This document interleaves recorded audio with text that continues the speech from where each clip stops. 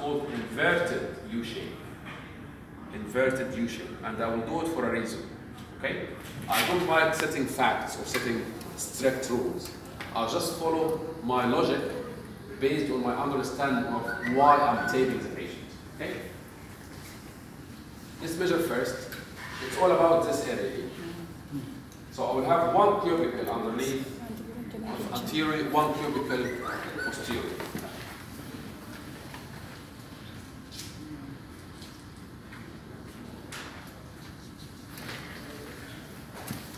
Okay. My aim is mainly lifting effect. Based on the theory, with tendinopathy cases, sometimes the tissues will have what we call mild microedema. So I need to increase the space to the tissues to allow this kind of nice healing to go on. Theory. I don't have any evidence. Even I have tendinitis or something like that. Tendinopathy, yes. Yeah. Tendinopathology. In this case, I will cut from the middle. Remember, with the muscle, we cut from the edge because we need to have the anchor first. Yeah. But here, I will cut from the middle.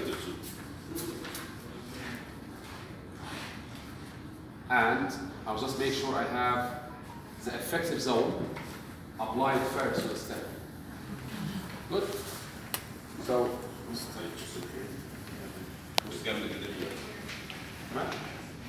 ideally I should be standing here, but I will do it that way so you can see. Okay? I will put my patient on the ideal position, which is a spline extension. And if you hold your arm, good. Now, I will have some stretch down. And with this one, I will apply more stretch on the edge. I will tell you why. More stretch. Yes. More stretch on the edge. And more stretch on the edge. On the both sides. Both sides. Both sides. Why? Because my aim is to have more pulling effect to pull this up, theoretically. So if I take this off after 10-15 minutes, you will see that this area here has less hyperemia, sorry, more hyperemia than these two, because we have more lifting effect up here on the middle. Why? Because of this, because of the alignment. Is it okay? Yeah. So there's no principle. The general principle, no tension on the anchor, no tension in the base. But sometimes if you have a reason for that, which is this is one of the very few cases, I do tension on the edge in both cases. Is it okay? Other way of taping is supraspinatus. Other way,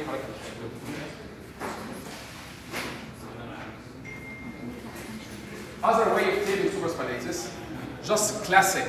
Excuse me, can we put the microphone for it? We can see.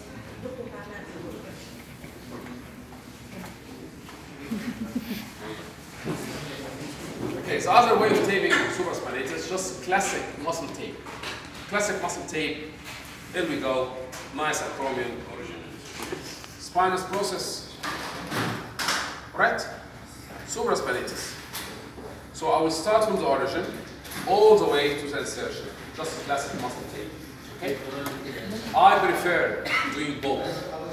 If I have an evidence that the problem is supraspinatus related. Right? To get the good thing of the good both effects. Acromion, supra, and the spinal scapula and head all the way laterally. That's it. So I measure at first without the stretch. I measure the whole Yes.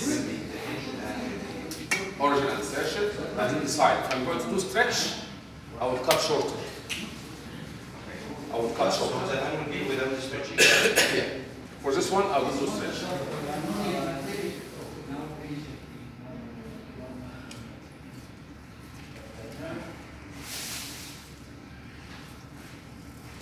Again, no stretch. No stretch. Simple. Right? Just neutral position. The patient is in neutral position. Yes. Without retraction, production. Just neutral position. Neutral position. Because if one of the effects of taping is to stimulate the proprioceptors, it makes sense that you stimulate the proprioceptors in the ideal position. For interaction is not ideal, for retraction is not ideal. So my thinking is just keep it neutral, so the tape can send a clear message to the muscle saying this should be the position that we are holding all the time. Just theory. Okay? So supraspinatus. Let's carry on. So the first one,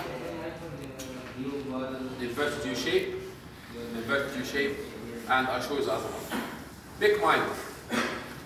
My question, I deal with your head. When would you like to tape PIC minor? PIC minor from coracoid process going down to rib number 2, 3, 4. When would you prefer or when would you like to tape PIC minor? Acromioclavicular joint dysfunction, maybe. If symptoms are referred anteriorly, it happens. Good, thank you. What else?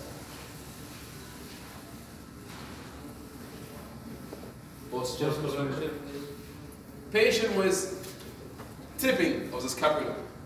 Tipping of the scapula. The inferior angle is sticking out. Winging of scapula. Winging of scapula. It's dangerous now because you start thinking about all problems without thinking about the cause of the problem. Winging of scapula is not related to PIC minor. Winging of scapula is mainly serrates anterior. Good. But tipping means the PIC minor is tight. This was the old theory. But now, if you hear about Bobath, I'm sure you hear it. They have a full session, half day, about what we call PIC minor neuropathy. That's mean they found evidence. Patient with shoulder posture problems, like neurological conditions, for example. The PIC minor, it doesn't work well. It's inhibited. Right? That's why it does not control the movement of the scapula in the sagittal plane. The scapula moves in all planes. Yeah? Frontal plane, transverse plane, and sagittal plane. We have an evidence that if PIC minor is not controlling, is not working well, which could be because of neurological problems or because of shoulder pain for a long time, it can inhibit the muscle. It can actually produce this kind of tipping of the scapula. So if I found a patient with shoulder pain and observing the scapula from behind, there's tipping, the inferior angle is sticking out, I will take the PIC minor. Good? All patients, and I'm here very confident to say all patients with hemiplegic shoulder, they will need this. Okay, good. So they need this. You also need all the taping of the shoulder to give stability. I will give you a summary at the end, inshallah. Good. So PIC minor, the easiest way, I need to measure the 3 reps. I need to find the 3 reps. Because to find the coracoid process is an easy job. I find the acromion, drop my finger down, and here we go. Coracoid process is not nice to palpate. If you palpate it deep, it will be quite discomfortable. Good. So this coracoid process. That means the anchor will be on the top, above the coracoid process, and then we have the efficient zone or the effective zone going down to the 4th rib. The easiest way to find the 4th rib, find the clavicle, go down 2nd rib, 3rd, and 4th. Good, just like that. Let's measure acromion coracoid process. There we go. 1 cubicle, 1 square up, and going down to the 4th rib.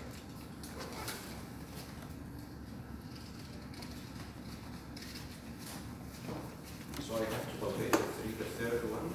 Yeah. Okay. Yeah. So clavicle, 2nd, 3rd, 4th. Okay. So that means that the base will be underneath, will be below the 4th rib. Without restriction. I will not do stretch here. Very important. We have a lot of vascularity in this area. If you stretch too much, when you peel the tape off, you will find bleeding sometimes, internal bleeding, tiny red patches. Okay, so this above the coracoid process. Okay, with a bigger size, inshallah, big adults, I will use 2 I-band. but you can use one Y band like this for a smaller size. Okay? Now I'll show you this, which is actually 2 I band.